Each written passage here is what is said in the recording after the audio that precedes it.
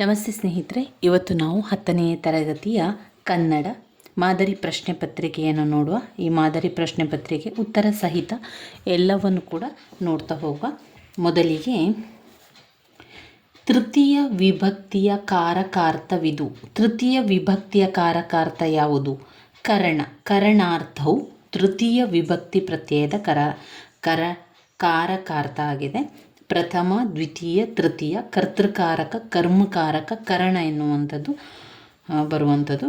ಇಲ್ಲಿ ಭೀಮನಿಂದ ದುಷ್ಟನಾದ ಬಕನು ಕೊಲ್ಲಲ್ಪಟ್ಟನು ಈ ವಾಕ್ಯದಲ್ಲಿರುವ ಕ್ರಿಯಾಪದದ ಈ ಪ್ರಯೋಗಕ್ಕೆ ಉದಾಹರಣೆಯಾಗಿದೆ.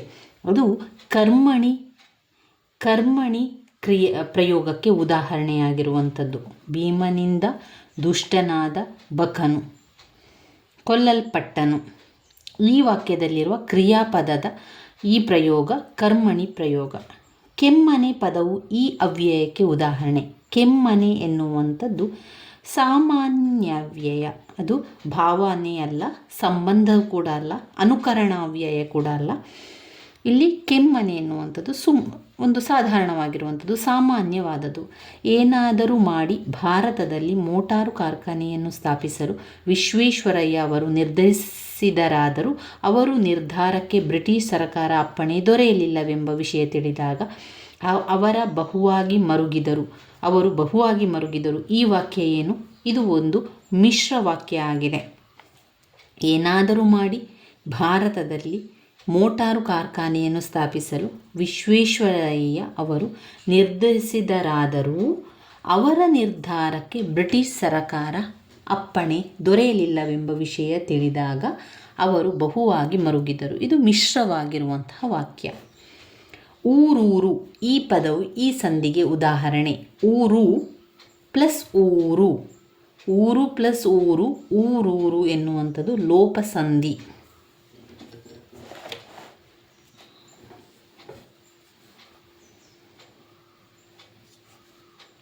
ಒಬ್ಬರು ಹೇಳಿದ ಮಾತನ್ನೇ ಯಥಾವತ್ತಾಗಿ ಬರೆಯುವಾಗ ಬಳಸುವ ಲೇಖನ ಚಿಹ್ನೆ ಅದು ಉದ್ಧರಣನ ಚಿಹ್ನೆ. ಒಬ್ಬರು ಹೇಳಿದ ಮಾತನ್ನೇ ಯಥಾರ್ಥವಾಗಿ ಬರೆಯುವಾಗ ಅದಕ್ಕೆ ನಾವು ಉದ್ಧರಣ ಚಿಹ್ನೆಯನ್ನು ಹಾಕಬೇಕು. ತಿನ್ನಲಿ ಎನ್ನುವಂಥದ್ದು ವಿಧ್ಯರ್ಥಕ ರೂಪ. ತಿನ್ನಲಿ. ಮಾಡನು ಎನ್ನುವಂಥದ್ದು ನಿಷೇಧಾರ್ಥಕ. ಮಾಡುವುದಿಲ್ಲವನು. ಮಾಡನು ಎನ್ನುವಂಥದ್ದು ನಿಷೇಧಾರ್ಥಕ ಕ್ರಿಯಾಪದ. ತಿನ್ನಲಿ ಎನ್ನುವಂಥದ್ದು ವಿಧ್ಯರ್ಥಕ. ಹಾಲ್ಜೇನು ಅಂದರೆ ಅದು ಜೋಡು ನುಡಿ.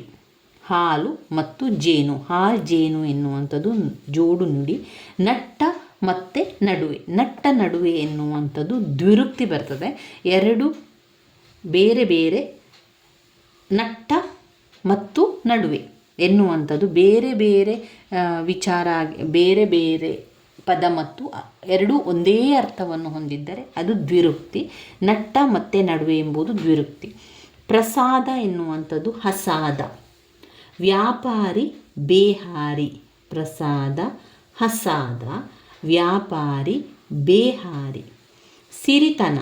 ಸಿರಿತನ ಎನ್ನುವಂಥದ್ದು ತದ್ದಿತ ಅಂತ ಭಾವನಾಮ. ಸಿರಿಯನ್ನು ಹೊಂದಿರೋದು ಸಿರಿತನ ಭಾವನಾಮ. ಮಾಟ ಎನ್ನುವಂಥದ್ದು ಕೃದಂತ ಭಾವನಾಮ. ಸಿರಿತನ ತದ್ದಿತಾಂತ ಭಾವನಾಮ. ಮಾಟ ಎನ್ನುವಂಥದ್ದು ಕೃದಂತ ಭಾವನಾಮ.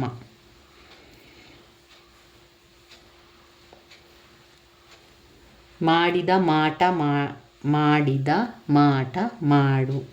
ಮಾಡಿದ ಮಾಟ ಮಾಡು ಎನ್ನುವಂಥದ್ದು ಕೃದಂತ ಭಾವನಾಮ, ಸರ್ವನಾಮ ಆ ರೀತಿ ಬರುವಂಥದ್ದು.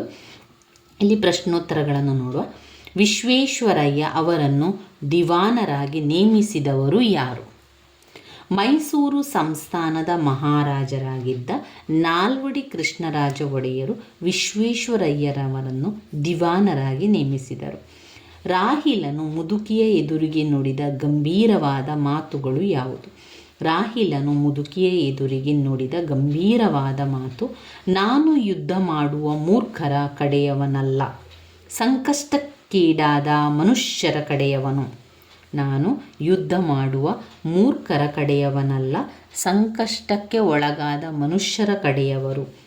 ಮತಂಗಾಶ್ರಮದಲ್ಲಿ ವಾಸವಿದ್ದ ತಪಸ್ವಿನಿ ಯಾರು? ಮತಂಗಾಶ್ರಮದಲ್ಲಿ ವಾಸವಿದ್ದ ತಪಸ್ವಿನಿ ಶಬರಿ.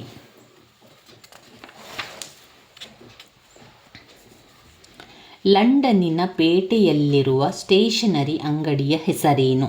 ಲಂಡನ್ನಿನ ಪೇಟೆಯಲ್ಲಿರುವ ಸ್ಟೇಷನರಿ ಅಂಗಡಿಯ ಹೆಸರು ಊಲವರ್ಥ. ಹಕ್ಕಿಯು ಯಾವುದರ ಸಂಕೇತವಾಗಿದೆ? ಹಕ್ಕಿಯು ಕಾಲಪಕ್ಷಿಯ ಸಂಕೇತವಾಗಿದೆ. ದ್ರೋಣನು ಯಾರೊಡನೆ ಪರಶುರಾಮನ ಬಳಿಗೆ ಬಂದರು? ದ್ರೋಣರು ಅಶ್ವತ್ಥಾಮರೊಡನೆ ಪರಶುರಾಮನ ಬಳಿಗೆ ಬಂದರು. ಪುಟ್ಟ ಪೋರಿ ಏನು ಮಾಡುತ್ತಿದ್ದಾಳೆ? ಪುಟ್ಟ ಪೋರಿ ಹೊರಗೆ ಮುಸುರೆ ತಿಕ್ಕುತ್ತಿದ್ದಾಳೆ. ಇನ್ನು 2-3 ವಾಕ್ಯಗಳಲ್ಲಿ ಉತ್ತರಿಸುವಂಥದ್ದು. ಅಶೋಕ ಪೈ ಹೇಳಿದ ಸಂಶೋಧನಾ ಸತ್ಯವೇನು? ಅಶೋಕ ಪೈ ಹೇಳಿದ ಸಂಶೋಧನಾ ಸತ್ಯವೇನು?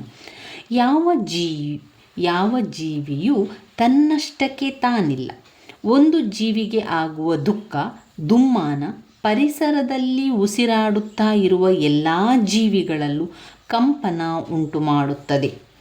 ಈ ಅನುಕಂಪನ ಇಡೀ ಜೀವ ಸಂಕುಲವೆಲ್ಲ ಒಂದೇ ಎಂದು ಹೇಳುತ್ತದೆ ಎಂಬುದು ಅಶೋಕ ಪೈಯವರ ಸಂಶೋಧನಾ ಸತ್ಯದ ತಿರುಳು. 19ನೇ ಪ್ರಶ್ನೆ. ವಚನಗಾರರ ದೃಷ್ಟಿಯಲ್ಲಿ ಅರಿವು ಎಂದರೆ ಏನು? ವಿವರಿಸಿ. ವಚನಕಾರರ ದೃಷ್ಟಿಯಲ್ಲಿ ಅರಿವು ಎಂದರೆ ತನ್ನಷ್ಟಕ್ಕೆ ತಾನು ಇರುವ ಕೇವಲ ತಿಳುವಳಿಕೆ, ಜ್ಞಾನ ಮಾತ್ರ ಅಲ್ಲ, ಅದು ಕ್ರಿಯೆಯ ಅನುಭವದಿಂದ ಒಡಮೂಡುವುದು. ಅದು ಕೇಳಿ ತಿಳಿದಿದ್ದಲ್ಲ, ಕ್ರಿಯೆಯಲ್ಲಿ ಮೂಡಿದ ತಿಳುವಳಿಕೆ. ಅದು ತರ್ಕವಲ್ಲ, ನಡೆಯಿಂದ ನುಡಿ ಹುಟ್ಟಿದರೆ ಅದು ಅರಿವು. 20ನೆಯ ಪ್ರಶ್ನೆ. ನಿರ್ಜೀವಾಗಿರುವ ಮಗುವನ್ನು ನೋಡಿ ಮುದುಕಿ ನಿರಾಶೆಯಿಂದ ಹೇಳಿದ್ದೇನು? ನಿರ್ಜೀವವಾಗಿರುವ ಮಗುವನ್ನು ನೋಡಿ ಮುದುಕಿ, ಇಷ್ಟು ವರ್ಷಗಳಿಂದ ಹಂಬಲಿಸಿ ಹುಟ್ಟಿದ ಮಗು ಕೊನೆಗೂ ದಕ್ಕಲಿಲ್ಲವಲ್ಲ. ಈ ಯುದ್ಧವಲ್ಲದೆ ಹೋಗಿದ್ದರೆ ನನ್ನ ಮಗುವನ್ನು ಹೇಗಾದರೂ ಬದುಕಿಸಿಕೊಳ್ಳುತ್ತಿದ್ದೆಯಲ್ಲ ದೇವರೇ, ಈ ಮನುಷ್ಯರಿಗೆ ಎಂತಹ ಬುದ್ಧಿ ಕೊಡುತ್ತೀಯಾ? ನಿರಾಶೆಯಿಂದ ಹೇಳಿದಳು. 21ನೆಯ ಪ್ರಶ್ನೆ. ಟೋಪ್ತಿಯ ವಿಶೇಷತೆಯನ್ನು ಲೇಖಕರು ಹೇಗೆ ದಾಖಲಿಸಿದ್ದಾರೆ? ಟೊಪ್ಪಿಗೆಯ ವಿಶೇಷತೆ. ಲೇಖಕರು ಲಂಡನ್ ನಗರದ ಹೆಣ್ಣು ಮಕ್ಕಳ ಟೊಪ್ಪಿಗೆಯನ್ನು ಕುತೂಹಲದಿಂದ ನೋಡುತ್ತಾರೆ. ಒಂದು ಟೊಪ್ಪಿಗೆಯಂತೆ ಇನ್ನೊಂದಿರುವುದಿಲ್ಲ. ಸಿಕ್ಕಿದ ಪುಚ್ಛವಾದರೂ ಕನಿಷ್ಠ ಪಕ್ಷಕ್ಕೆ ಬೇರೆಯಾಗಿರುತ್ತದೆ. ಕೋಟ್ಯಾವಧಿ ಟೊಪ್ಪಿಗೆಗಳನ್ನು ಬೇಕಾದರೆ ಪರೀಕ್ಷಿಸಿ ಇದನ್ನು ಮನಗಾಣಬಹುದೆಂದು ಹೇಳಿದರು. ಒಬ್ಬ ಮನುಷ್ಯರಂತೆ ಇನ್ನೊಬ್ಬ ಮನುಷ್ಯರು ಹೇಗೆ ಇಲ್ಲವೋ ಹಾಗೆಯೇ ಟೊಪ್ಪಿಗೆಗಳೆಂದು ಅವುಗಳ ವಿಶೇಷತೆಯನ್ನು ದಾಖಲಿಸಿದ್ದಾರೆ. 22ನೆಯ ಪ್ರಶ್ನೆ. ಈ ನೆಲದೊಡನೆ ನಾನು ಸಹಬಾಳ್ವೆ ಮಾಡುವುದಿಲ್ಲವೆಂದು ದುರ್ಯೋಧನ ಹೇಳುವುದೇಕೆ? ಭೀಷ್ಮಾಚಾರ್ಯರು ಪಾಂಡವರೊಡನೆ ಸಂಧಿ ಮಾಡಿಕೋ ಎಂದು ಸಲಹೆ ಮಾಡಿದಾಗ ದುರ್ಯೋಧನನು ಅದಕ್ಕೆ ಒಪ್ಪುವುದಿಲ್ಲ. ಅವನು, ನಾನು ಭೂಮಿಗಾಗಿ ಹೋರಾಡುತ್ತಿಲ್ಲ, ಛಲಕ್ಕಾಗಿ ಪಾಂಡವರೊಡನೆ ಹೋರಾಡುವೆನು. ಈ ಭೂಮಿ ನನಗೆ ಪಾಳು ಭೂಮಿ ಸಮ. ಪ್ರಿಯ ಗೆಳೆಯನಾದ ಕರ್ಣನನ್ನು ಕೊಲ್ಲಿಸಿದ ಈ ಭೂಮಿಯೊಡನೆ ನಾನು ಮತ್ತೆ ಸಹಬಾಳ್ವೆ ಮಾಡುವುದಿಲ್ಲ ಎನ್ನುತ್ತಾನೆ. 23ನೆಯ ಪ್ರಶ್ನೆ. ಪಾರ್ಥ ಭೀಮರ ಬಗೆಗೆ ದುರ್ಯೋಧನನ ಅಭಿಪ್ರಾಯವೇನು? ನನ್ನ ಪ್ರೀತಿಯ ಗೆಳೆಯ ಕರ್ಣನನ್ನು ನನ್ನ ಪ್ರೀತಿಯ ತಮ್ಮನಾದ ದುಶ್ಯಾಸನನು ಕೊಂದ. ಅರ್ಜುನ, ಭೀಮರು ಬದುಕಿರುವವರೆಗೆ, ನನ್ನ ದೇಹದಲ್ಲಿ ಪ್ರಾಣ ಇರುವವರೆಗೆ ನಾನು ಸಂಧಿ ಮಾಡಿಕೊಳ್ಳಲು ಒಪ್ಪುವುದಿಲ್ಲ. ಮೊದಲು ಆ ಇಬ್ಬರನ್ನು ಕೊಲ್ಲುವೆನು. ಅವರನ್ನು ಕೊಂದ ಬಳಿಕ ಧರ್ಮರಾಜನೊಡನೆ ಸಂಧಿ ಮಾಡಿಕೊಳ್ಳುತ್ತೇನೆ ಎಂಬುದು ಪಾರ್ಥ ಭೀಮರ ಬಗೆಗೆ ದುರ್ಯೋಧನನ ಅಭಿಪ್ರಾಯವಾಗಿದೆ. 24ನೆಯ ಪ್ರಶ್ನೆ. ರಕ್ತಸಿಕ್ತವಾಗಿದ್ದ ಮಣ್ಣನ್ನು ಭಗವತ್ ಸಿಂಗ್ ಹೇಗೆ ಜೋಪಾನ ಮಾಡಿದನು? ಪವಿತ್ರವಾದ ರಕ್ತಸಿಕ್ತವಾಗಿದ್ದ ಮಣ್ಣಿನಿಂದ ತುಂಬಿದ ಡಬ್ಬಿಯನ್ನು ಮನೆಯ ಸ್ವಚ್ಛವಾದ ಭಾಗದಲ್ಲಿ ಇರಿಸಿದನು. ಹೂವುಗಳನ್ನು ಅದರ ಮೇಲಿಟ್ಟು ಭಕ್ತಿಯಿಂದ ನಮಸ್ಕರಿಸಿದ. ಅಂದಿನಿಂದ ಅನೇಕ ವರ್ಷಗಳವರೆಗೆ ಆ ಆ ಮಣ್ಣು ಪೂಜಿಸುವುದು ಅದರ ದಿನನಿತ್ಯದ ಆಚರಣೆ ಆಯಿತು. 25ನೆಯ ಪ್ರಶ್ನೆ, ಬಾಳಿನಲ್ಲಿ ತೃಪ್ತಿ ದೊರಕಬೇಕಾದರೆ ಏನು ಮಾಡಬೇಕೆಂದು ವಿವೇಕಾನಂದರ ಅಭಿಪ್ರಾಯ? ಬಾಳಿನಲ್ಲಿ ತೃಪ್ತಿ ದೊರಕಬೇಕಾದರೆ ನಿಮ್ಮ ದೇಶದ ಮತ್ತು ಇಡೀ ಜಗತ್ತಿನ ಕಲ್ಯಾಣ ನಿಮ್ಮ ಮೇಲೆ ನಿಂತಿದೆ ಎಂದು ಭಾವಿಸಿ ಕಾರ್ಯೋನ್ಮುಖರಾಗಿ ವೇದಾಂತದ ಸಂದೇಶವನ್ನು ಪ್ರತಿ ಮನೆಗೂ ಸಾರಿ ಪ್ರತಿಯೊಂದು ಆತ್ಮದಲ್ಲಿರುವ ಸುಪ್ತ ಪಾವಿತ್ರ್ಯವನ್ನು ಜಾಗೃತಗೊಳಿಸಿ ಅನಂತರ ನೀವು ಎಷ್ಟೇ ಅಲ್ಪವನ್ನು ಸಾಧಿಸಿದ್ದರೂ ನೀವು ಒಂದು ಮಹಾ ಆದರ್ಶಕ್ಕಾಗಿ ಬಾಳಿ ದುಡಿದು ಮಡಿದಿರಿ ಎಂಬ ತೃಪ್ತಿ ಇರುತ್ತದೆ ಎಂಬುದು ವಿವೇಕಾನಂದರ ಅಭಿಪ್ರಾಯವಾಗಿದೆ. 26ನೆಯ ಪ್ರಶ್ನೆ, ಭಗವಂತನಲ್ಲಿ ಶರಣಾಗುವ ಭಾವ ಅಕ್ಕಮಹಾದೇವಿಯ ವಚನದಲ್ಲಿ ಹೇಗೆ ವ್ಯಕ್ತಗೊಂಡಿದೆ? ಚಂದನವ ಕುಡಿದು ಕೊರೆದು ತೇದೊಡೆ ಅದು ನೊಂದೆನೆಂದು ಸುಗಂಧವನ್ನು ಬಿಡುವುದಿಲ್ಲ. ಚಿನ್ನವನ್ನು ಕಡಿದು ತಿಕ್ಕಿದರೂ ಅದು ಹೊಳಪನ್ನು ಕಳೆದುಕೊಳ್ಳುವುದಿಲ್ಲ. ಕಡಿದ ಕಬ್ಬನ್ನು ತಂದು ಗಾಣದಲ್ಲಿಕ್ಕಿ ಅರೆದರೂ ಸಿಹಿಯ ಬಿಡುವುದಿಲ್ಲ. ಪ್ರಕೃತಿಯಲ್ಲಿರುವ ವಸ್ತುಗಳು ತಮ್ಮ ಮೂಲ ಗುಣವನ್ನು ಬಿಡುವುದಿಲ್ಲ. ತಾನು ಹಿಂದೆ ಮಾಡಿದ ಕೆಡುಕುಗಳನ್ನೆಲ್ಲವನ್ನು ತಂದು ಮುಂದಿಟ್ಟಿದ್ದರೆ ಅದರಿಂದ ನಿಮಗೆ ತೊಂದರೆ. ನೀವು ಕೊಂದರೂ ನಾನು ಶರಣೆಂಬುದ ಬಿಡುವುದಿಲ್ಲ ಎಂಬ ಭಗವಂತನಲ್ಲಿ ಶರಣಾಗುವ ಭಾವ ಅಕ್ಕಮಹಾದೇವಿಯ ವಚನದಲ್ಲಿ ವ್ಯಕ್ತವಾಗಿದೆ. 27ನೆಯ ಪ್ರಶ್ನೆ, ಗುರೂಪದೇಶವು ಯಾರಿಗೆ ಮೆಚ್ಚುಗೆಯಾಗುವುದಿಲ್ಲ? ಗುರೂಪದೇಶ ರಾಜರ ಮನೆತನದಲ್ಲಿ ಹುಟ್ಟಿದರೆ ಸಾಕು, ಅಹಂಕಾರದಿಂದ ಅವರ ಕಿವುಡಾಗಿ ಬಿಡುತ್ತದೆ. ಇಂತಹ ಉಪದೇಶವು ಅವರ ಕಿವಿಗೆ ನಾಟುವುದಿಲ್ಲ. ಯಾರದೋ ದಾಕ್ಷಿಣ್ಯಕ್ಕೆ ಉಪದೇಶವನ್ನು ಆಲಿಸಿದರೂ ಅವರ ಮುಖದಲ್ಲಿ ಉಪೇಕ್ಷೆ ಇರುತ್ತದೆ. ಇಂತಹವರಿಗೆ ಉಪದೇಶ ಮಾಡುವ ದೌರ್ಭಾಗ್ಯ ತಮಗೇಕೆ ಬಂತು ಎಂದು ಗುರುಗಳು ನೊಂದುಕೊಳ್ಳುತ್ತಾರೆ. ಇನ್ನು ಬರುವಂತಹ ಪ್ರಶ್ನೆ, ಕವಿ ಸಾಹಿತಿಗಳ ಜನ್ಮಸ್ಥಳ, ಕಾಲ, ಕೃತಿ ಮತ್ತು ಬಿರುದು ಪ್ರಶಸ್ತಿಗಳ ಕುರಿತಿರುವಂತಹ ಪ್ರಶ್ನೆ ವಾಕ್ಯ ರೂಪದಲ್ಲಿ ಬರೆಯಿರಿ ಅಂತ ಹೇಳಿದ್ದಾರೆ.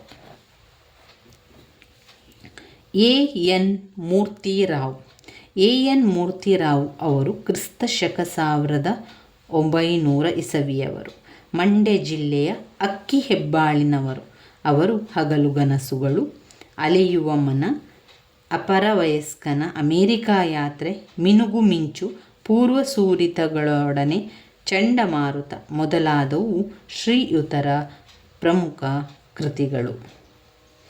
ಚಿತ್ರಗಳು ಪತ್ರಗಳು ಎಂಬ ಕೃತಿಗೆ ಕೇಂದ್ರ ಸಾಹಿತ್ಯ ಅಕಾಡೆಮಿ ಪ್ರಶಸ್ತಿ, ದೇವರು ಎಂಬ ಕೃತಿಗೆ ಪಂಪ ಪ್ರಶಸ್ತಿ ಲಭಿಸಿದೆ.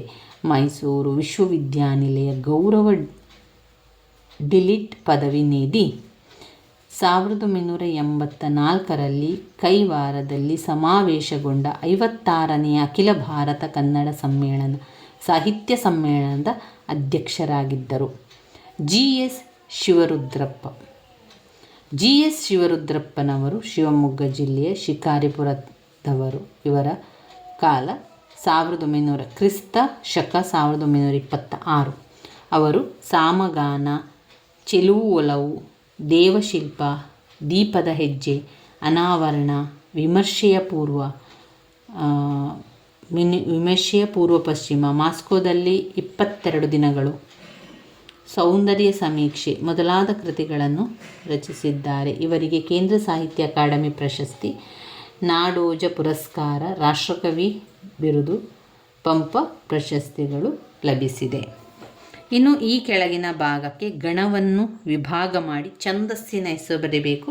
ಇದು ವಾರ್ಧಕ ಷಡ್ಪದಿಯಲ್ಲಿದೆ. 1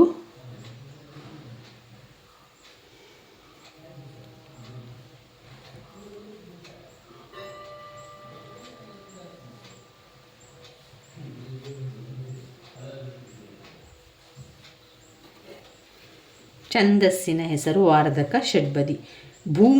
ಭೀಮ ದುರ್ಯೋಧನರು ಮದಗಜಗಳಂತೆ ಹೋರಾಡಿದರು. ಈ ವಾಕ್ಯದಲ್ಲಿರುವ ಅಲಂಕಾರವನ್ನು ಹೆಸರಿಸಿ ಲಕ್ಷಣವನ್ನು ಬರೆದು ಸಮನ್ವಯಗೊಳಿಸಿ.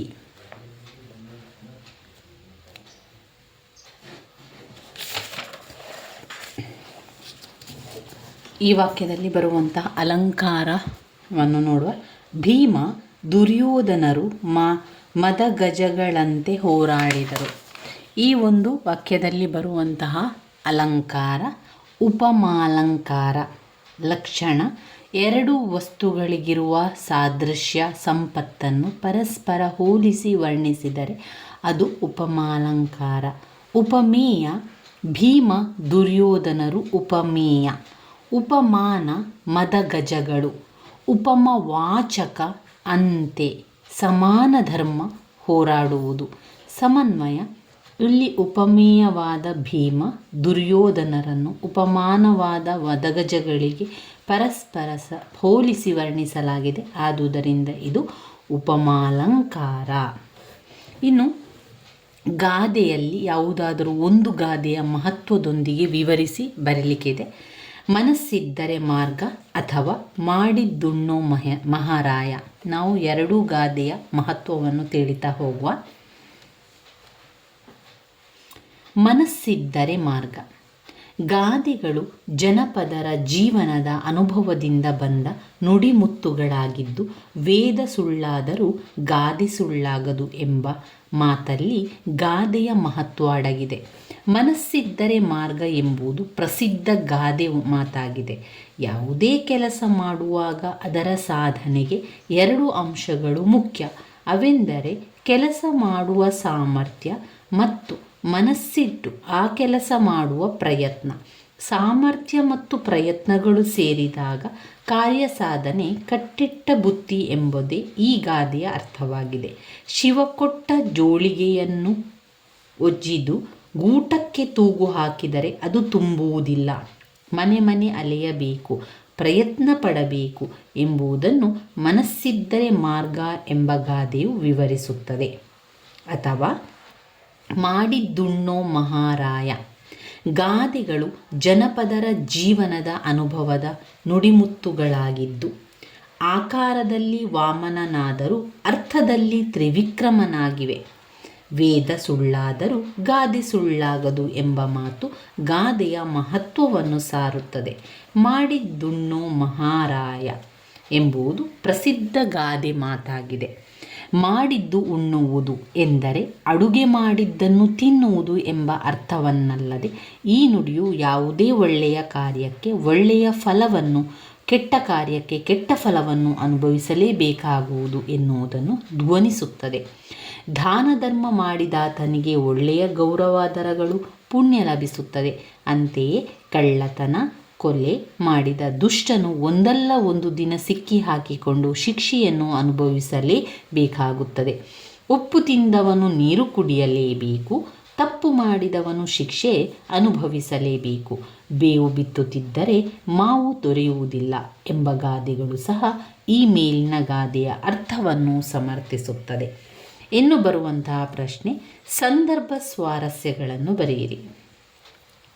ತಕ್ಕುದೆ ಬೆರಸಲ್ಕೆ ಧೃತಮುಮ್ಮಂ ತೈಲಮುಮ್ಮಂ.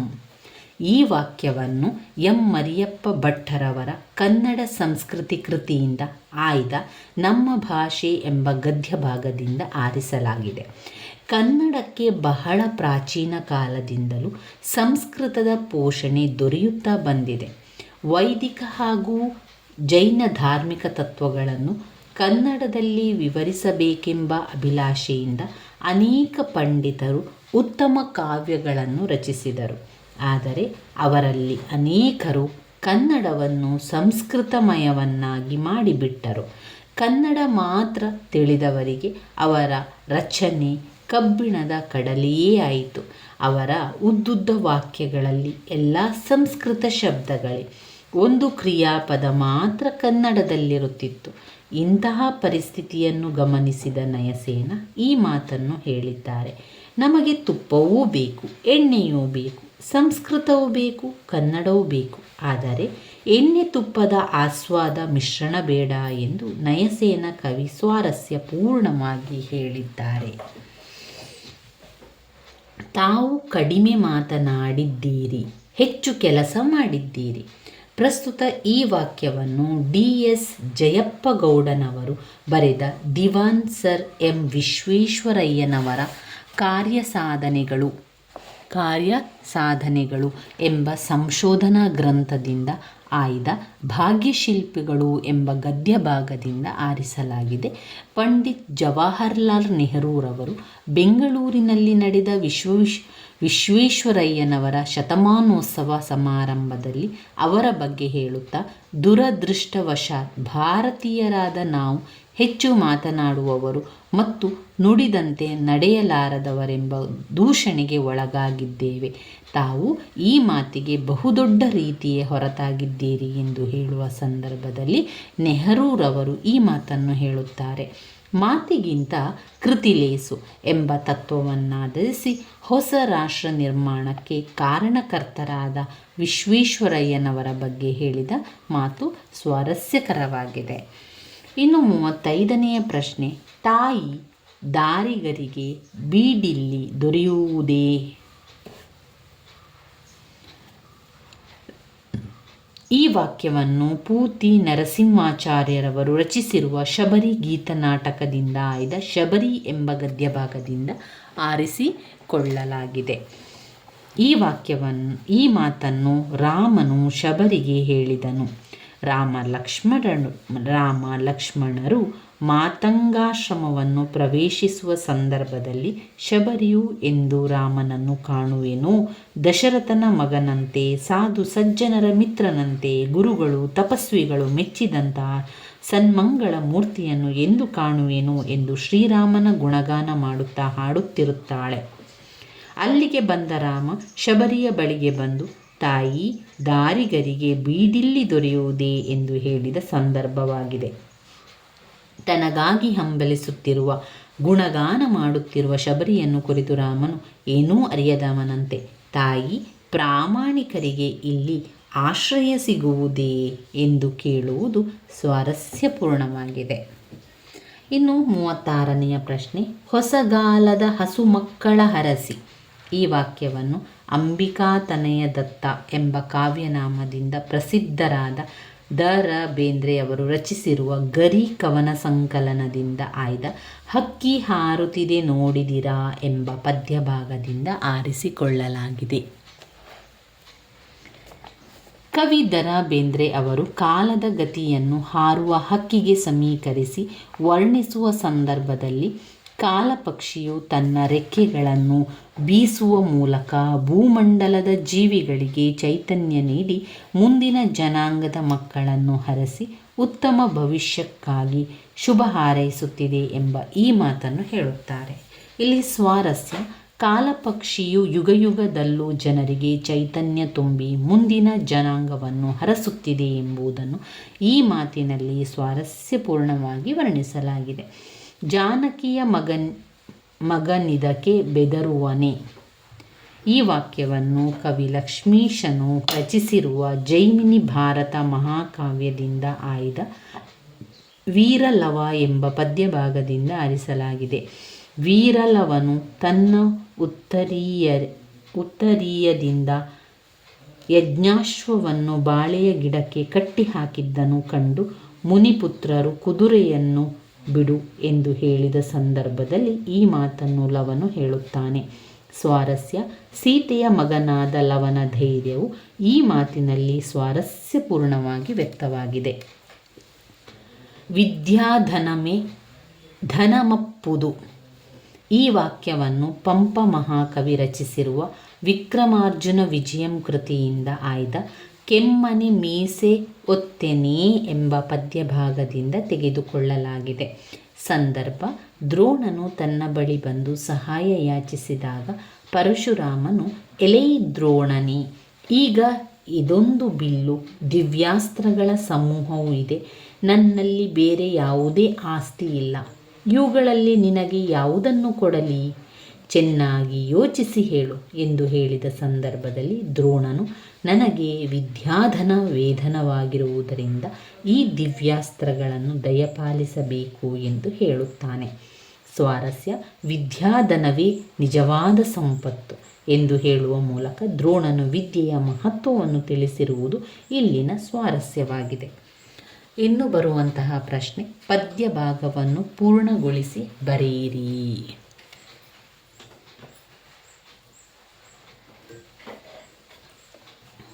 ಕೊಡಲಿ ಕೋರೆ ಕುಡ ಡ್ಯಾಶ್ ಹೇಳಲಿ ನಾನೆಪ್ಪ.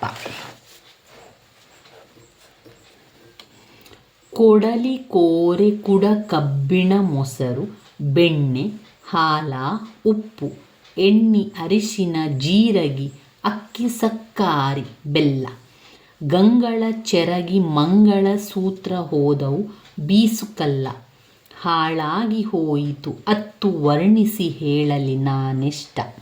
ಅಥವಾ ಸಿಕ್ಕದು ತಗೊಂಡು ಡ್ಯಾಶ್ ವರ್ಣಿಸಿ ಹೇಳಿದೆ ಕಂಡಷ್ಟು.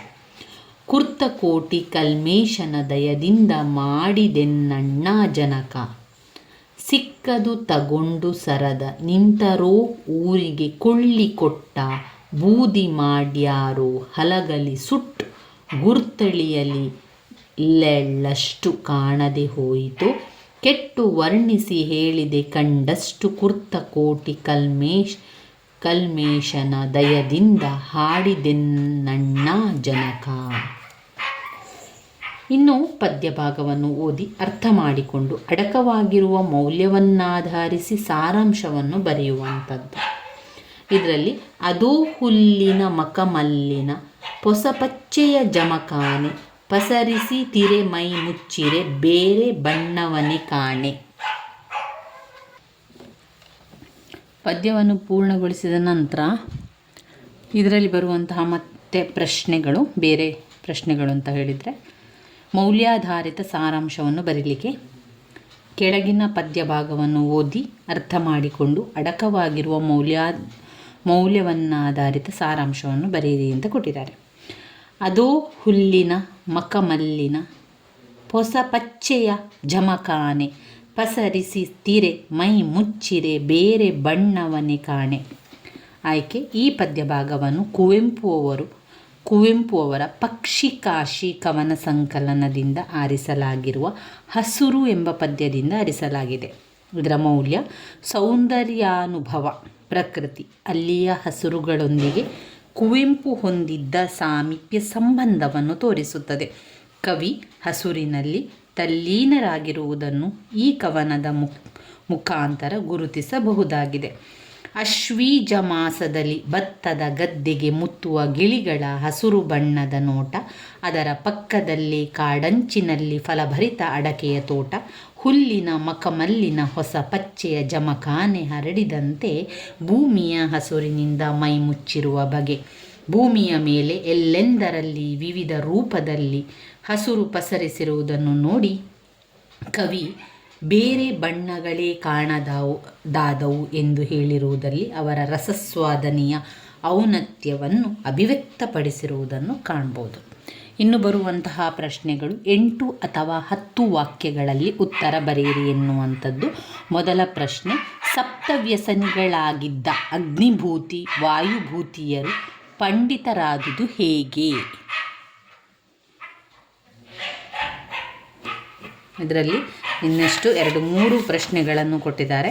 2-3 ಪ್ರಶ್ನೆಗಳಾದ ನಂತರ ಪತ್ರ ಬರೆಯಲಿಕ್ಕೆ ಇರುವಂತಹ ಪ್ರಶ್ನೆಗಳು ಕೂಡ ಇದೆ. ಪತ್ರ ಬರೀಲಿಕ್ಕೆ ಆದ ನಂತರ ಪ್ರಬಂಧ ಬರೆಯುವಂತಹ ಪ್ರಶ್ನೆಗಳು ಇರುವಂಥದ್ದು. ಇದು 8 ಅಥವಾ 10 ವಾಕ್ಯಗಳಲ್ಲಿ ಉತ್ತರಗಳನ್ನು ಬರೀಲಿಕ್ಕೆ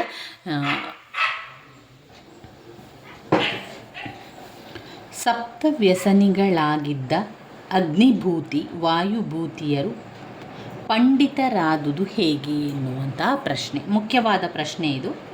ರಾಜ್ಯಸಭೆಯಲ್ಲಿ ತಮಗಾದ ಅಪಮಾನದಿಂದ ಅಗ್ನಿಭೂತಿ ವಾಯುಭೂತಿಯರು ನೊಂದು ಹರಕು ಬಟ್ಟೆಯನ್ನುಟ್ಟು ಭಿಕ್ಷೆ ಬೇಡಿಯಾದರೂ ಓದುತ್ತೇವೆ ಎಂದು ತಾಯಿಗೆ ಹೇಳಿದರು.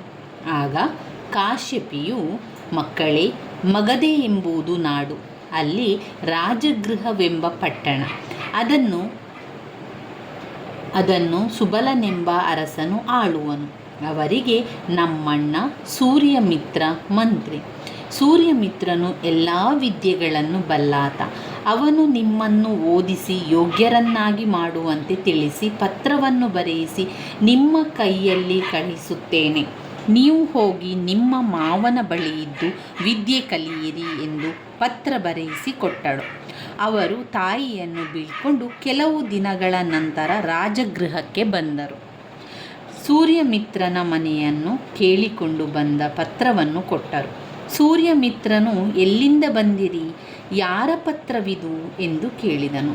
ಆಗ ಕೌಸಂಬಿಯಿಂದ ಬಂದೆವು, ನಿಮ್ಮ ತಂಗಿಯಾದ ಕಾಶ್ಯಪಿಯು ಈ ಪತ್ರವನ್ನು ಕಳುಹಿಸಿದಳು ಎಂದರು. ಸೂರ್ಯಮಿತ್ರನು ಆ ಪತ್ರವನ್ನು ಓದಿ ನೋಡಿದಾಗ ಸೋಮಶರ್ಮನು ತೀರಿ ಹೋದದ್ದು, ಮಂತ್ರ ಪದವಿ ಬೇರೆಯವರಿಗಾದದ್ದು, ಮಕ್ಕಳು ವ್ಯಸನಿಗಳಾಗಿ ಜೀವನೋಪಾಯ ಕಳೆದುಕೊಂಡದ್ದು, ಇವರನ್ನು ಶಾಸ್ತ್ರಜ್ಞರು, ಬುದ್ಧಿವಂತರು, ಯೋಗ್ಯರನ್ನಾಗಿ ಮಾಡಬೇಕೆಂದು ಸೂಚಿಸಿ ಕಳುಹಿಸಿದ್ದು, ಹೀಗೆ ಎಲ್ಲವನ್ನು ಓದಿ ತಿಳಿದನು. ನಾನು ಇವರಿಗೆ ಸಲಹೆ ಕೊಟ್ಟೆನಾದರೆ ಮೊದಲಿನಂತೆ ಗರ್ವಿಷ್ಠರಾಗಿ ಹಾಳಾಗುವರೆಂದು ಮನದಲ್ಲಿ ಯೋಚಿಸಿ ಅಗ್ನಿಭೂತಿ ವಾಯುಭೂತಿಯವರಿಗೆ ಹೀಗೆಂದನು. ನನಗೆ ಕಾಶ್ಯಪಿ ಎಂಬ ತಂಗಿಯು, ಸೋಮಶರ್ಮನೆಂಬ ಮೈದುನನು ಇಲ್ಲ. ಸೂರ್ಯಮಿತ್ರನೆಂಬ ಹೆಸರಿದೆ. ನಿಮ್ಮ ಮಾವನಾದ ಸೂರ್ಯಮಿತ್ರನು ನಾನಲ್ಲ. ನೀವು ಯಾರಾದರೇನು, ವಿದ್ಯಾರ್ಥಿಗಳಾಗಿ ವಿದ್ಯೆ ಕಲಿಯುತ್ತೇವೆ ಎಂಬ ಪ್ರೀತಿಯಿಂದ ಬಂದಿರುವುದಾದರೆ ಅಡ್ಡಿಯಿಲ್ಲ. ಭಿಕ್ಷೆ ಬೇಡಿ ಹರಕು ಬಟ್ಟೆಯನ್ನುಟ್ಟು ರಾತ್ರಿ ಹಗಲು ಆಲಸ್ಯಗೊಳ್ಳದೆ ನಿರ್ಬಂಧದಿಂದ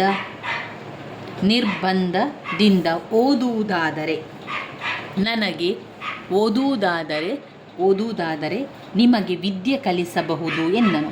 ಆಗ ಅವರು ದಯಮಾಡಿ ಅನುಗ್ರಹಿಸಿ ಎಂದು ನಮಸ್ಕರಿಸಿ ಸಂತೋಷಪಟ್ಟರು. ಒಳ್ಳೆಯ ದಿನ, ವಾರ, ಯೋಗ್ಯವಾದ ವಿದ್ಯಾನಕ್ಷತ್ರದಂದು ತಮ್ಮ ಅನುಕೂಲದಲ್ಲಿ ಉಪಾಧ್ಯಾಯರಿಗೆ ನಮಸ್ಕರಿಸಿ ವಿದ್ಯಾಭ್ಯಾಸವನ್ನು ಪ್ರಾರಂಭಿಸಿದರು. 7-8 ವರ್ಷಗಳೊಳಗೆ ಎಲ್ಲ ವಿದ್ಯೆಗಳನ್ನು ಕಲಿತು ಪಂಡಿತರಾದರು. ಅಥವಾ ಮತ್ತೊಂದು ಪ್ರಶ್ನೆಯನ್ನು ಕೊಟ್ಟಿದ್ದಾರೆ ಅವರು. ಸೂರ್ಯಮಿತ್ರನು ತನ್ನ ಮಾವನೆಂದು ತಿಳಿದಾಗ ಅಗ್ನಿಭೂತಿ ವಾಯುಭೂತಿಯರಲ್ಲಿ ಮೂಡಿದ ಭಾವನೆಗಳೇನು, ವಿವರಿಸಿ. ಅಗ್ನಿಭೂತಿ ವಾಯುಭೂತಿಯರು ಸೂರ್ಯಮಿತ್ರನಿಗೆ, ನಿಮ್ಮ ಅನುಗ್ರಹದಿಂದ ನಾವು ಎಲ್ಲ ಶಾಸ್ತ್ರಗಳನ್ನು ಕಲಿತು ವಿದ್ವಾಂಸರಾದೆವು. ಇನ್ನು ನಾವು ನಮ್ಮ ನಾಡಿಗೆ ತೆರಳುವುವು ಎಂದು ಉಪಾಧ್ಯಾಯರಿಗೆ ವಂದಿಸಿ ನಮಸ್ಕರಿಸಿ ಹೊರಟಾಗ ಸೂರ್ಯಮಿತ್ರನು ಹೀಗೆಂದನು. ನೀವು ನನ್ನ ತಂಗಿಯ ಮಕ್ಕಳು, ನನಗೆ ಸೋದರ ಅಳಿಯಂದಿರಾಗುವಿರಿ. ನಿಮಗೆ ನಾನು ಸಲುಗೆಯನ್ನು ಕೊಡಲಿಲ್ಲ, ಏಕೆಂದರೆ ನೀವು ಹಿಂದೆ ನಿಮ್ಮ ತಂದೆ ಕೊಟ್ಟ ಸಲುಗೆಯಿಂದ ಉನ್ಮತ್ತರಾಗಿ ಕೆಟ್ಟು ಹೋದಿರಿ. ಇಲ್ಲೂ ಸಹ ಎಲ್ಲಿಯಾದರೂ ಸೊಕ್ಕಿ ಕೆಟ್ಟು ಹೋಗುವಿರೆಂದು ಭಾವಿಸಿ ನಿಮ್ಮನ್ನು ಯೋಗ್ಯರನ್ನಾಗಿ ಮಾಡುವ ಕಾರಣದಿಂದ ಸಲುಗೆ ಕೊಡಲಿಲ್ಲ. ಇದಕ್ಕೆ ಕೋಪಗೊಳ್ಳದಿರಿ, ನನ್ನನ್ನು ಕ್ಷಮಿಸಿ ಎಂದು ಅವರಿಗೆ ವಸ್ತ್ರಾಭರಣಗಳನ್ನು, ಪ್ರಯಾಣಕ್ಕೆ ಬೇಕಾಗುವ ಬುತ್ತಿಯನ್ನು ಕೊಟ್ಟು ಕಳುಹಿಸುವ ಸಂದರ್ಭದಲ್ಲಿ ಹಿರಿಯವನಾದ ಅಗ್ನಿಭೂತಿಯು, ಮಾವನು ನಮಗೆ ಸಲುಗೆ ಕೊಡದೆ ಇಬ್ಬರನ್ನು ಯೋಗ್ಯರನ್ನಾಗಿ ಮಾಡಿದನು ಎಂದು ಸಂತೋಷಪಟ್ಟನು. ಕಿರಿಯವನಾದ ವಾಯುಭೂತಿ ತಮಗೆ ಸೂರ್ಯಮಿತ್ರನು ಮಾಡಿದುದೆಲ್ಲವೂ ಅಪಕಾರವೆಂದೇ ಬಗೆದನು. ನಾವು ಭಿಕ್ಷೆ ಬೇಡಿ ತಂದ ಅನ್ನಕ್ಕೆ ಸೇರಿಸಲು ಎಣ್ಣೆಯನ್ನಾಗಲಿ ಉಪ್ಪನ್ನಾಗಲಿ ಮಜ್ಜಿಗೆಯನ್ನಾಗಲಿ ನಮಗೆ ಎಂದಿಗೂ ಕೊಡಲೂ ಇಲ್ಲ, ಕೊಡಿಸಲೂ ಇಲ್ಲ. ಕೆರೆಗೆ ಹೋಗಿ ಸ್ನಾನ ಮಾಡುವ ಸಂದರ್ಭದಲ್ಲಿ ತಲೆಗೆ ಹಚ್ಚಲು ಎಣ್ಣೆಯನ್ನಾದರೂ ನೀಡಲಿಲ್ಲ. ತಾನಾದರೂ ದಿವ್ಯವಾದ ಆಹಾರಗಳನ್ನು ಪ್ರತಿದಿನವೂ ನೆಂಟರನ್ನು, ಆಳುಗಳನ್ನು ಕೂಡಿಕೊಂಡು ಉಣ್ಣುತ್ತಿದ್ದನು. ಹಬ್ಬದ ದಿವಸಗಳಲ್ಲಾದರೂ ಇವರಿಗೆ ಊಟ ಹಾಕಿ ಎಂದು ಹೇಳಲಿಲ್ಲ. ಇವನು ಪಂಚ ಮಹಾಪಾತಕ ಮಾಡಿದನು. ನಮ್ಮನ್ನು 7-8 ವರ್ಷಗಳವರೆಗೆ ಶತ್ರುಗಳಂತೆ ದಂಡಿಸಿದನೆಂದು ಮನದಲ್ಲಿ ತಿಳಿದು ವಾಯುಭೂತಿಯು ಕೋಪದಿಂದ ವಂದಿಸಿ ಹೊರಟು ಹೋದನು. 42ನೆಯ ಪ್ರಶ್ನೆ. ಕರ್ಣನಿಗೆ ಶ್ರೀಕೃಷ್ಣನು ಒಡ್ಡಿದ ಆಮಿಷಗಳೇನು? ಕರ್ಣನಿಗೆ ಶ್ರೀಕೃಷ್ಣನು ಒಡ್ಡಿದ ಆಮಿಷಗಳೇನು? ಕಪಟ ನಾಟಕ ಸೂತ್ರಧಾರಿಯಾದ ಶ್ರೀಕೃಷ್ಣನು ಸಂಧಿಯ ನೆಪದಲ್ಲಿ ದುರ್ಯೋಧನನ ಬಲವನ್ನು ಕುಗ್ಗಿಸುವ ಸಲುವಾಗಿ ಮೊದಲು ವಿದುರನಲ್ಲಿಗೆ ಹೋಗಿ ಆತನು ಯುದ್ಧದಿಂದ ವಿಮುಖವಾಗುವಂತೆ ಮಾಡುತ್ತಾನೆ. ನಂತರ ಕರ್ಣನ ಹತ್ತಿರ ಬಂದ ಶ್ರೀಕೃಷ್ಣನು ಕರ್ಣನಿಗೆ ಹಲವು ಆಸೆ ಆಮಿಷಗಳನ್ನು ಒಡ್ಡುತ್ತಾನೆ. ಕರ್ಣ, ನಿಮಗೂ ಯಾದವ ಕೌರವರಿಗೂ ಭೇದವಿಲ್ಲ. ನಿನ್ನಾಣೆ, ನೀನು ನಿಜವಾಗಿ ಮೇದಿನದ ಪತಿ, ಆದರೆ ನಿನಗೆ ಮನದಲ್ಲಿ ಅದರ ಅರಿವಿಲ್ಲ ಎಂದು ಹೇಳುತ್ತಾ ಕೃಷ್ಣನು ಕರ್ಣನ ಕಿವಿಯಲ್ಲಿ ಭಯವನ್ನು ಬಿತ್ತಿದನು. ಕುಂತಿಯು ಪಡೆದ 5 ಮಂತ್ರಗಳಲ್ಲಿ ಮೊದಲಿಗ ನೀನು. ನಿನ್ನಯ ನಂತರ ಧರ್ಮರಾಯ, ಮೂರನೆಯಾತ ಕಲಿಭೀಮ, ಅರ್ಜುನನು 4ನೆಯ ಮಂತ್ರದಲ್ಲಿ ಜನಿಸಿದನು. ಬಳಿಕ 5ನೆಯ ಮಂತ್ರದಲ್ಲಿ ಮಾದ್ರಿಯಲ್ಲಿ ನಕುಲ ಸಹದೇವರು ಇಬ್ಬರು ಹುಟ್ಟಿದರು. ನಿನ್ನನ್ನು ಹಸ್ತಿನಾಪುರದ ರಾಜ್ಯದ ರಾಜನನ್ನಾಗಿ ಮಾಡುವೆನು. ಪಾಂಡವ ಕೌರವ ರಾಜರು ನಿನ್ನನ್ನು ಓಲೈಸುವರು. ನಿನಗೆ 2 ವಂಶವು ಮರು ಮಾತನಾಡದೆ ಸೇವೆಯನ್ನು ಮಾಡುವವು. ಅದನ್ನು ಬಿಟ್ಟು ನೀನು ದುರ್ಯೋಧನನ ಬಾಯಂಜಲಿಗೆ ಕೈಯೊಡ್ಡುವುದೇ ಹೇಳು. ನಿನಗೆ ಎಡಭಾಗದಲ್ಲಿ ಕೌರವರು, ಬಲಭಾಗದಲ್ಲಿ ಪಾಂಡವರು.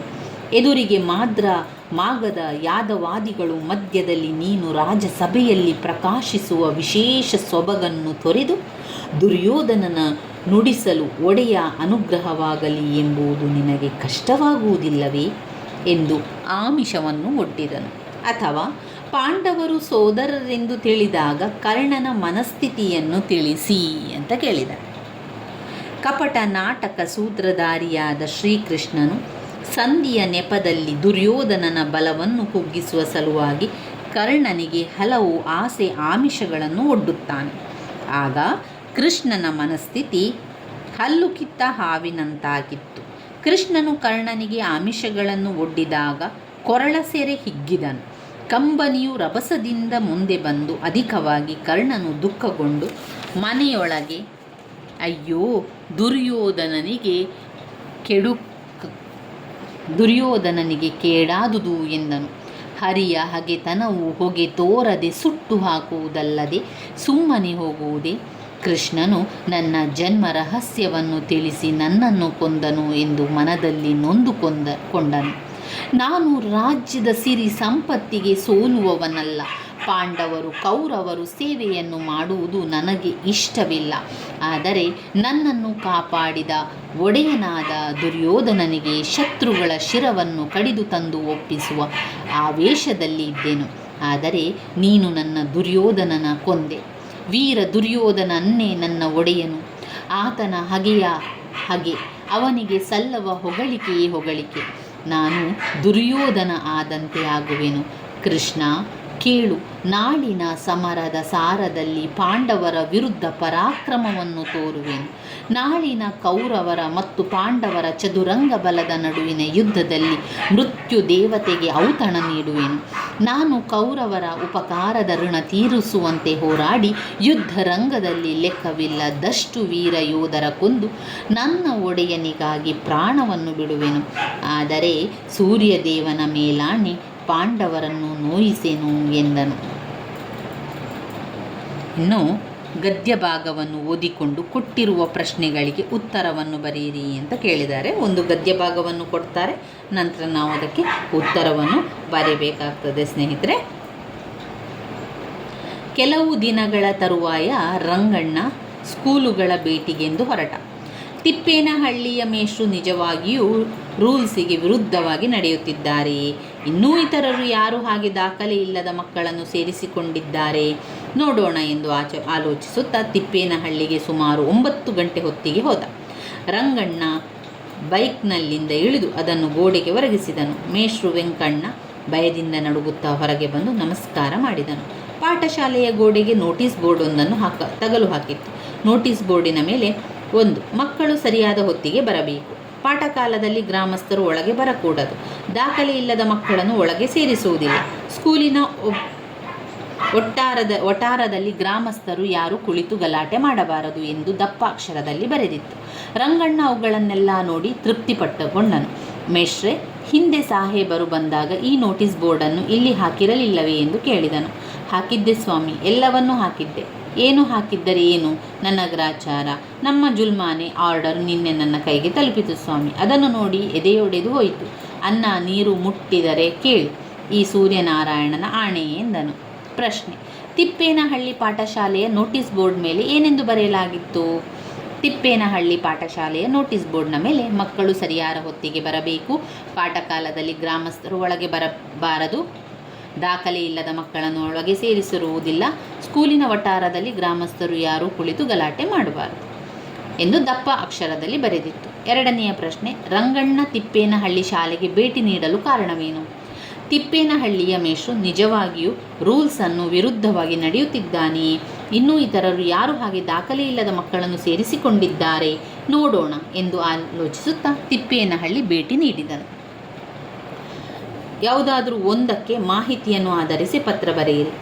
ನಿಮ್ಮನ್ನು ಬಸವನ ಬಾಗೇವಾಡಿ ಸರಕಾರಿ ಪ್ರೌಢಶಾಲೆಯ ಸಿದ್ದರಾಮ ಎಂದು ಭಾವಿಸಿಕೊಂಡು ರಸ್ತೆಗಳನ್ನು ಸರಿಪಡಿಸಿ ಕೊಡುವಂತೆ ಬಾಗಲಕೋಟೆಯ ಜಿಲ್ಲಾ ಪಂಚಾಯಿತಿ ಅಧ್ಯಕ್ಷರೊಂದಿಗೆ ಮನವಿ ಪತ್ರವನ್ನು ಬರೆಯುವಂಥದ್ದು. ಬಲದ ಹೊಡೆಯಲ್ಲಿ ದಿನಾಂಕ ಬರೆಯಿರಿ. ಇಲ್ಲಿ ಇಂದ ಸಿದ್ದರಾಮ 10ನೇ ತರಗತಿ ಸರಕಾರಿ ಪ್ರೌಢಶಾಲೆ ಬಸವನ ಬಾಗೇವಾಡಿ. ಅಧ್ಯಕ್ಷರಿಗೆ ಯಾರಿಗೆ? ಅಧ್ಯಕ್ಷರಿಗೆ ಜಿಲ್ಲಾ ಪಂಚಾಯತ್ ಬಾಗಲಕೋಟೆ ಮಾನ್ಯರೇ. ವಿಷಯ ಏನು? ರಸ್ತೆಗಳನ್ನು ಸರಿಪಡಿಸಿ ಕೊಡುವುದರ ಬಗ್ಗೆ. ಈ ಮೇಲಿನ ವಿಷಯಕ್ಕೆ ಸಂಬಂಧಿಸಿದಂತೆ ಬಸವನ ಬಾಗೇವಾಡಿಯು ಪ್ರಸಿದ್ಧ ಪ್ರವಾಸಿ ಸ್ಥಳವಾಗಿದ್ದು ಇದನ್ನು ಸಂಪರ್ಕಿಸುವ ರಸ್ತೆಗಳೆಲ್ಲ ಹಾಳಾಗಿದೆ. ಇದರಿಂದ ಪ್ರವಾಸಿಗರಿಗೆ ಹಾಗೂ ಸ್ಥಳೀಯರಿಗೆ ತೀವ್ರ ತೊಂದರೆಯಾಗುತ್ತಿದೆ. ಅಲ್ಲದೆ ನಮ್ಮ ಜಿಲ್ಲೆಯ ಗೌರವಕ್ಕೆ ಧಕ್ಕೆಯಾಗುತ್ತಿದೆ. ಆದ್ದರಿಂದ ರಸ್ತೆಗಳನ್ನು ಸರಿಪಡಿಸಿ ಕೊಡಬೇಕೆಂದು ಈ ಮೂಲಕ ತಮ್ಮಲ್ಲಿ ವಿನಂತಿಸಿಕೊಳ್ಳುತ್ತೇನೆ. ವಂದನೆಗಳೊಂದಿಗೆ ಇಂತಿ ನಿಮ್ಮ ವಿಶ್ವಾಸಿ ಸಿದ್ದರಾಮ.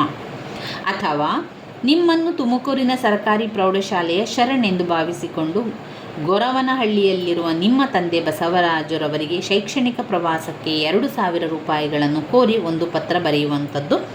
ಇದು ಕೂಡ ಹಾಗೆ. ಇಂದ ಶರಣ್ 10ನೇ ತರಗತಿ ಸರಕಾರಿ ಪ್ರೌಢಶಾಲೆ ತುಮಕೂರು. ದಿನಾಂಕ ತಂದೆ ಅಂತ ಬಂದಾಗ ನಾವಿಲ್ಲಿ ಏನಂತ ಹಾಕಬೇಕು? ತೀರ್ಥರೂಪರವರಿಗೆ ನಿಮ್ಮ ಮಗ ಮಾಡುವ ನಮಸ್ಕಾರಗಳು. ನಾನು ಇಲ್ಲಿ ಕ್ಷೇಮವಾಗಿದ್ದೇನೆ, ನೀವು ಕ್ಷೇಮವೆಂದು ಭಾವಿಸಿರುತ್ತೇನೆ. ಈ ಪತ್ರವನ್ನು ಬರೆದ ಉದ್ದೇಶವೇನೆಂದರೆ, ನಾನು ಉತ್ತಮವಾಗಿ ಅಭ್ಯಾಸ ಮಾಡುತ್ತಿದ್ದು ಶಾಲೆಯಲ್ಲಿ ಹಂಪಿ, ಬಿಜಾಪುರ, ಬಾದಾಮಿ, ಐಹೊಳೆ, ಪಟ್ಟದಕಲ್ಲು ಮೊದಲಾದ ಸ್ಥಳಗಳಿಗೆ 3 ದಿನಗಳ ಶೈಕ್ಷಣಿಕ ಪ್ರವಾಸವನ್ನು ಕೈಗೊಂಡಿದ್ದು ಇದಕ್ಕಾಗಿ 2,000 ರೂಪಾಯಿ ನಿಗದಿಪಡಿಸಿರುತ್ತಾರೆ. ಎಲ್ಲ ಶಿಕ್ಷಕರು, ಸ್ನೇಹಿತರು ಪ್ರವಾಸಕ್ಕೆ ತೆರಳುತ್ತಿದ್ದು ನನಗೂ ಪ್ರವಾಸಕ್ಕೆ ಹೋಗಬೇಕೆಂಬ ಅಪೇಕ್ಷೆ ಇದೆ. ನಾನು ಪ್ರವಾಸಕ್ಕೆ ತೆರಳು 2,000 ರೂಪಾಯಿಗಳು ಕಳುಹಿಸಿ ಕೊಡಬೇಕೆಂದು ಕೇಳಿಕೊಳ್ಳುತ್ತೇನೆ. ಮನೆಯಲ್ಲಿ ಎಲ್ಲರನ್ನೂ ಕೇಳಿದೆ ಎಂದು ತಿಳಿಸಿ. ನಮಸ್ಕಾರಗಳೊಂದಿಗೆ ಇಂತಿ ನಿಮ್ಮ ಮಗ ಶರಣ್. ಹೊರ ವಿಳಾಸ ಬಸವರಾಜ ಗೊರವನಹಳ್ಳಿ ತುಮಕೂರು. ಇದರದ್ದು ಇಷ್ಟನ್ನು ನೀವು ಪತ್ರದಲ್ಲಿ ಬರಿಬೇಕು. ಇನ್ನು ಬರುವಂಥ ಪ್ರಶ್ನೆ, ಪ್ರಬಂಧ ಬರೀಲಿಕ್ಕೆ ಸಾಮಾಜಿಕ ಪಿಡುಗುಗಳು ಯಾವುದಾದ್ರೂ ಒಂದಕ್ಕೆ ಪ್ರಬಂಧ ಬರೀಬೇಕು. ಸಾಮಾಜಿಕ ಪಿಡುಗು ಕೊಟ್ಟಿದ್ದಾರೆ ಅಥವಾ ಸ್ವಚ್ಛ ಭಾರತ ಅಭಿಯಾನದ ಬಗ್ಗೆ ಪ್ರಬಂಧ ಬರೀಲಿಕ್ಕೆ. ಎರಡರನ್ನು ಕೂಡ ನಾವು ವಿವರಣೆಯನ್ನು ತಿಳ್ಕೊಳ್ತಾ ಹೋಗುವ. ಮೊದಲಿಗೆ ಸಾಮಾಜಿಕ ಪಿಡುಗುಗಳು. ಪೀಠಿಕೆ. ಸಮಾಜದ ಅಭಿವೃದ್ಧಿಗೆ ತೊಡಕನ್ನುಂಟು ಮಾಡುವ ಪದ್ಧತಿಗಳನ್ನು ಸಾಮಾಜಿಕ ಪಿಡುಗುಗಳು ಎನ್ನುವರು. ಇಂತಹ ಪದ್ಧತಿಗಳು ಸಮಾಜಕ್ಕೆ ಕಂಟಕವಾಗಿರುತ್ತದೆ. ಇವುಗಳಲ್ಲಿ ಸಮಾಜದಲ್ಲಿನ ಅಸಮಾನತೆ, ಹಕ್ಕುಗಳ ಉಲ್ಲಂಘನೆ, ಮೌಢ್ಯತೆ, ಶೋಷಣೆ ಕೂಡ ಇರುತ್ತದೆ. ವಿಷಯದ ವಿವರಣೆ. ಪ್ರಾಚೀನ ಕಾಲದಿಂದಲೂ ನಮ್ಮ ಸಮಾಜಕ್ಕೆ ಅಂಟಿಕೊಂಡು ಬಂದಿರುವ ಸಮಾಜದ ಅಭಿವೃದ್ಧಿಗೆ ಕಂಟಕವಾಗಿರುವ ಬಾಲ್ಯ ವಿವಾಹ, ಬಾಲಕಾರ್ಮಿಕ ಪದ್ಧತಿ, ವರದಕ್ಷಿಣೆ, ಸ್ತ್ರೀ ಶೋಷಣೆ, ಅಸ್ಪೃಶ್ಯತೆ, ಸತಿ ಪದ್ಧತಿ, ದೇವದಾಸಿ ಪದ್ಧತಿ, ಜೀತ ಪದ್ಧತಿ ಮೊದಲಾದ ಸಾಮಾಜಿಕ ಪಿಡುಗುಗಳು ಇಂದಿಗೂ ಕೂಡ ಕಾಡುತ್ತಿದೆ. ಸಾಮಾಜಿಕ ಪಿಡುಗುಗಳನ್ನು ಹೋಗಲಾಡಿಸಲು ಕಾನೂನುಗಳಿದ್ದರೂ ಪ್ರಯೋಜನವಾಗಿಲ್ಲ.